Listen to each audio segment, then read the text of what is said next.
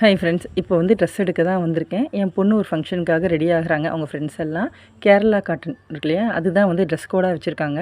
அவங்கக்கிட்ட இருக்குது, என் பொண்ணுக்கிட்ட இல்லாதனால சரி ட்ரெஸ் எடுப்போம், நம்ம வாங்கிக்கலான்னு கடைக்கு வந்துட்டேங்க. அவங்க சொன்னாங்க, நீங்கள் ஃப்ரண்ட்டில் போங்கம்மா, நான் பின்னாடியே வரேன், நீங்கள் போய் எடுத்து சூஸ் பண்ணி வைங்க, நான் வந்து எடுத்துக்கிறேன்னு. எனக்கு அப்பயே தெரியும் இதெல்லாம் ஃபுல் உருட்டு, நம்மளை வச்சு என்டர்டெயின் பண்ண போகிறாங்க, வந்ததுக்கப்புறம் வேணாம் தான் சொல்ல போகிறாங்கன்னு எனக்கு தெரியும்.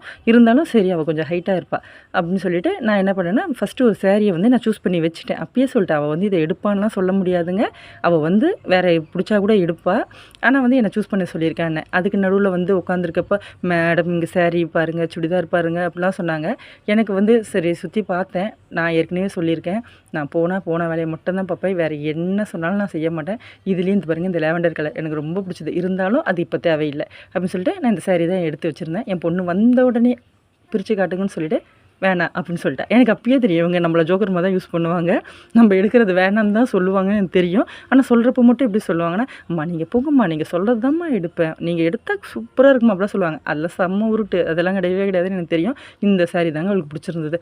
அங்கே கடையில் இருக்கவங்களே நான் சொன்னதை கேட்டு அவள் வந்து கரெக்டாக அதையும் சொன்னோன்னு சிரிச்சிட்டாங்க எல்லாருமே. இங்கே பாருங்கள், அவங்க பாட்டும் வந்து தேடுறாங்க.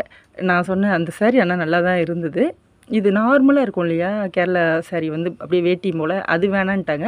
பிரிண்டடு, இது எம்ப்ராய்ட்ரி, இது டிசைன், இது போல் நிறைய அவங்க காட்டினாங்கங்க. ஆனால் இது நல்லாயிருக்கும்மா பாருமா அப்படிலாம் சொன்னாங்க. ஆனால் அவள் வந்து இதுவான்னு முடிவு பண்ணி ஃபஸ்ட்டு அவளுக்கு எது பிடிச்சதோ அதே தான் அவள் சூஸ் பண்ணிக்கிட்டா. அப்புறம் பிரித்து காட்ட சொன்னாங்க, அவங்களுக்கு ரொம்ப பிடிச்சது அதுதான் நாங்கள் சூஸ் பண்ணிக்கிட்டோம்.